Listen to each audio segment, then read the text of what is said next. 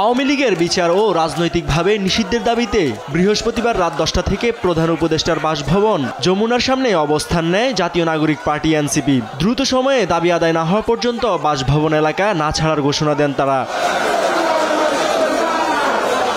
এর আগে এক ফেসবুক পোস্টে রাত 10টা থেকে প্রধান উপদেষ্টার বাসভবন যমুনার সামনে অবস্থান নিতে জনগণের প্রতি আহ্বান জানান জাতীয় নাগরিক পার্টির মুখ্য সংগঠক হাসনাত আব্দুল্লাহ।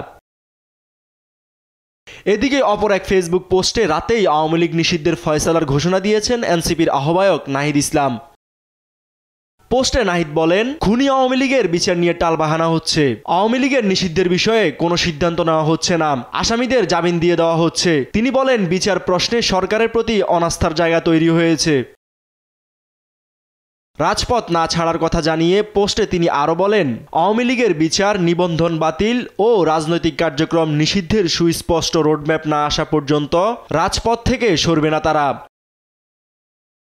এদিকে আরেক ফেসবুক পোস্টে স্থানীয় সরকার মন্ত্রণালয় এবং যুব ও ক্রীড়া মন্ত্রণালয়ের উপদেষ্টা আসিফ মাহমুদ সজীব ভূঁইয়া বলেন, নিষিদ্ধ হতে যাচ্ছে আওয়ামী লীগের সহযোগী সংগঠন যুবলীগ ও স্বেচ্ছাসেবক লীগ। সপ্তাহখানেক আগে থেকেই প্রসেস করে সব ফরমালিটি শেষ করে এখন চূড়ান্ত পর্যায়ে।